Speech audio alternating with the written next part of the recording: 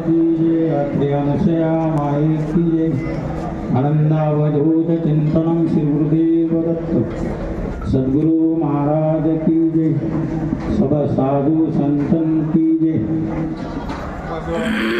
आदरणीय व्यासपीठ समोर बसलेले माझे समर्थ आईबा, व्यासपीठावर बसलेले सर्व प्रज्ञानी संत यांच्या चरणी कोटी कोटी प्रणाम करून आज मोजे शिंदे येथे अखंड दत्तनाम चातुर्मास या निमित्त ठेवलेली ही कार्यक्रमाची सांगता। या कार्यक्रमात आमचे गुरुबंधू संतोषपुरी महाराज यांनी 7 दिवसापासून दत्तपुराण महाकथा त्यांच्या अमृतवाणीतून या गावाला अमृत पाजवलं आहे आणि या विभागाचे माननीय आमदार राजेश पवार यांच्या सौभाग्यवती पूनमताई, तसेच या गावातली उद्योगपती आमचे मारुतराव कवळे गुरुजी, खरोखरच आज भाग्याचा दिवस आहे।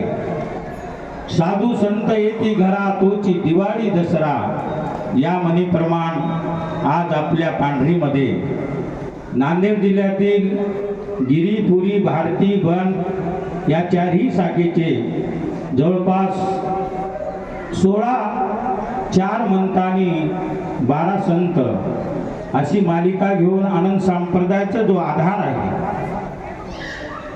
आनंद संप्रदायामध्ये तीर्थयुगापासून चालत आलेला संप्रदायाचा आधारस्तंभ म्हणजे महापूजा आणि या महापूजा सुद्धा सायंकाळी 1.25 तांदळाची होत आहे। चातुर्मासाच्या पुण्यापुढे पृथ्वी प्रदक्षिणा अलीकडे जसं आई बापाला प्रदक्षिणा घातल्याच्या नंतर जसे पृथ्वी प्रदक्षिणा होते, तशी चातुर्मास एका ठिकाणी बसून गेला म्हणजे पृथ्वीला एक प्रदक्षिणा, असे एक शास्त्रामध्ये मत आहे। ध्यान म्हणून गुरुमूर्ती, पूजा म्हणून गुरुपद, मंत्र म्हणून गुरुवाक्य, मोक्ष म्हणून गुरुकृपा, आनंद महानंद करा प्रसन्न ज्ञान स्वरूप निजबोध युक्त योगींद्र विद्यम भोरोगो येते श्री सद्गुरु उत्तम नमामि। आनंद दत्त प्रभू ऋषी मुनींचे, साधू संतांचे, योगियांचे परात्पर परमेश्वर, ध्यान धारणा करण्याकरता देवी दैवता सुद्धा परात्पर परमेश्वराची करुणा भागतात असे देवादिदेव। आत्रिनंदन दत्तराज बर्वा तारी भो दुस्तरी, भक्ताचा प्रतिभा करी सदा अगणित विघ्ने हरी, होता दर्शन ताप दोष हरती, शंभोदी तुझ वर्चोनी, करुणा मी तुझ भावितो अवधूता येईल आता धावनी। संसार रूपी रोगाचा वैद्य असणाऱ्या अशा आनंद दत्त प्रभूशी नित्य नमन करतो। श्री गुरु ची मूर्ती ध्यानात धरून आपण काय करीत आहोत आणि काय केलं पाहिजे, तुकडोजी महाराजांना एका ठिकाणी म्हणलं आहे, खरा तो एकच धर्म जगाला प्रेम अर्पावे। धर्मसभा याचा अर्थ दुसरा काही नाही, माणसाने माणसाशी माणुसकीनं वागावं, हेच धर्म शिकवतो। ख्रिश्चन धर्म आहे, हिंदू धर्म आहे, मुस्लिम धर्म आहे, बौद्ध धर्म आहे। धर्म हे कोणाला वाईट करण्याचं कधीही शिकवत नाही। जसं आपल्या मुलाला असो किंवा मुलीला असो आपले आई बाप चांगले संस्कार देतात। भारतीय संस्कृतीमध्ये त्याग व पवित्रपणा याला फार मोठे स्थान आहे। केवळ पैसा, केवळ सत्ता याला भारतीय माणूस मान देत नाही, त्यामागे त्याग व पवित्रपणा पाहिजे। राजाच्या पालख्या कधीही भारतीय माणसाने उचलल्या नाहीत, पण लाखो लोक संतांच्या पालख्या दरवर्षी घेऊन फिरतात। जनक राजा होता म्हणून नाही, तो ज्ञानीत होता, तो विरक्त होता म्हणून त्यांचे नाव प्राप्त काळी। निव्वळ पैसा आणि सत्ता याला कधी मान दिलेला नाही। झोपडीत राहणारा ऋषी यांच्या समोर सम्राट नतमस्तक होत होता, ही भारतीय संस्कृती आहे। पूर्वजन्मीच्या पुण्याने मानव जन्म मिळाला, तो सत्कारणी लावा. आपल्या शरीरात आत ऊर्जा केंद्र आहे, चैतन्य शक्ती आहे. आतील प्राण चुकीचा उपयोग झाला तर आत्मा झाकल्या जातो. पाप पुण्याचा हिशोब ठेवण्याचे भान माणसाला राहत नाही. क्षणिक सुखाच्या स्वार्थासाठी माणूस मनाला येईल तसे काम करतो. इतराची चर्चा करणे, वेळ फुकट घालवणे, ह्या गोष्टी पापात मोडतात. असे करून माणूस आपले आयुष्य गमावतो. मनुष्य जीवन हे 70 ते 75 वर्षाचे स्वप्न आहे. जसे स्वप्नामध्ये दिसणारे सुखे झोप उघडतात, समाप्त होतात, त्याचप्रमाणे या जीवनरूपी स्वप्नामध्ये आम्ही गोळा केलेली सुखे व सामुग्री मृत्यूनंतर येथेच पडून राहते. आमच्या सोबत येते त्या जीवनामध्ये आम्ही केलेली चांगली वाईट कामे, आम्ही केलेली भक्ती. म्हणून या स्वप्नरूपी जीवनामध्ये भौतिक सुखाच्या मागे न धावता आत्मसुखाच्या मागे धावा. आपले प्रारब्ध सुधारण्यासाठी भक्ती, सत्कर्म, साधू संतांची सेवा करणे आवश्यक आहे. हीच आपल्या पूर्वजांची शिकवण आहे. माणसाने इतर लोक काय करतात त्याची कधीच पर्वा करू नये. पर्वा करावी ती आपल्या मनाची. लोक वाईट म्हणतील यांची खंत बाळगू नये. लोक स्तुती सुमनाचे फुले उधळत असतील तर त्या प्रकाराने हुरळून जाऊ नये. कारण या दोन्ही कृती मागे लोकांचा स्वार्थ दडलेला असतो. तुमच्याकडून एखादे काम करून घ्यायचे असेल तर लोक तुमची स्तुती करतात, पण त्यांचे काम फत्ते झाले म्हणजे मग त्यांचा वर्तमान जमीन आसमानचा फरक पडलाच म्हणून समजा. हा माझा स्वतःचा अनुभव. आपण नेमावर बोट ठेवून वागणारे असाल, नेम धाग्यावर बसून इतराची काम करण्याची तुमची सवय नसेल तर लोक तुमच्या निंद्या नालस्तीला महापूर आणतात. तुम्हाला नको तेवढी दूषण लावतात.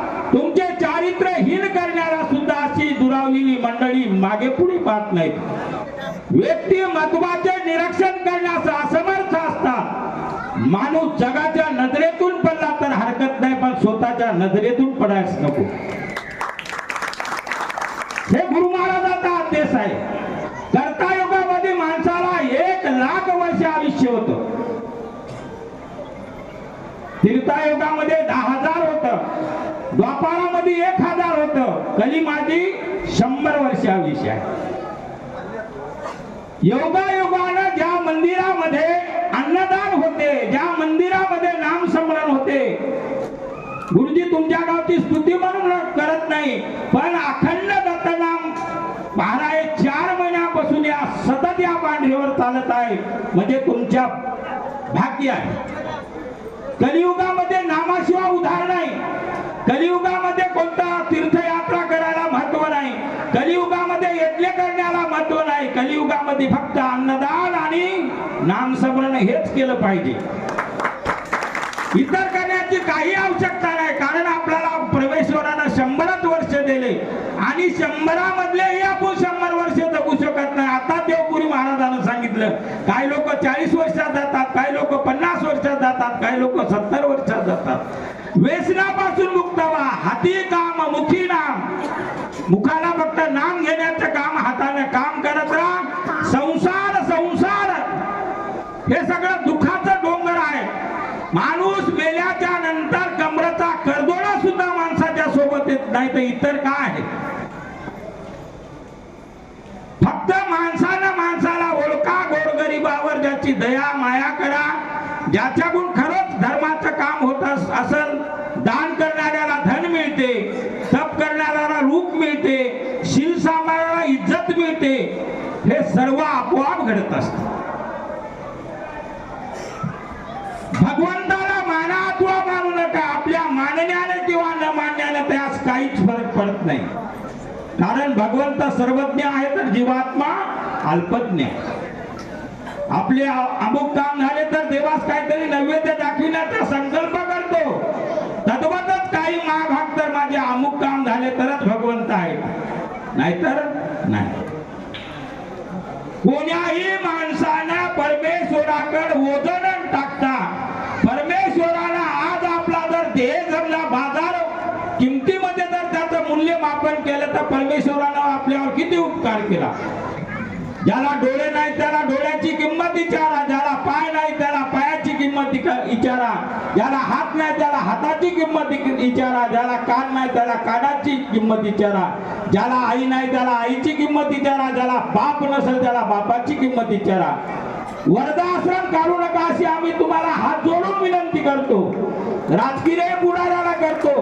आज आमच्या सौभाग्यवती पूनमताई आहेत पवार यांनी मार्गदर्शन केलं पाहिजे. तुमच्या आई बापाची सेवा तुम्हीच करा, कारण जन्म देणारे आई बाप आहेत. या आताही आमच्या देवपुरी महाराजांना सांगलं, पृथ्वीची शाही करून आणि या पृथ्वीचा कागद करून जरी आपण लिखाण केलं आई बापाचं तरी लिखाण होणार नाही, एवढी महिमा आहे. कारण आपल्याला अनंत जन्माच्या शेवटी हा आपल्याला नरदेह सापडला. आणि आई बाप हे सुद्धा आपले कोण्याही समाजाचे असो, आई बाप हे आईला किंवा बाबाला कधी वृद्धाश्रमामध्ये पाठवू नका. हीच माझी कळकळीची सर्व दत्त भक्तांना, वैष्णव संप्रदायाचे असतील कोणताही संप्रदाय वाईट कळत नाही. कारण तसे या आद्यशंकराचार्य आमचं दशनाम संन्यास काळात 4 दिशेला 4 मठ स्थापन करून जसे धर्माचं रक्षण केलं, कोण्याही गावामध्ये आश्रम असू द्या, कोण्याही गावामध्ये मठ असू द्या, आमच्या अंगावर भगवे कपडे आहेत. आम्ही हिंदू धर्माचं रक्षण करणारी व्यक्ती आहोत आणि या धर्माचा ध्वज कोणताही हलता कामा नाही. एवढं बोलून मी माझे 2 शब्द येतात थांबवतो. जय आनंद, जय सद्गुरू. दत्तात्रेय महाराज की जय.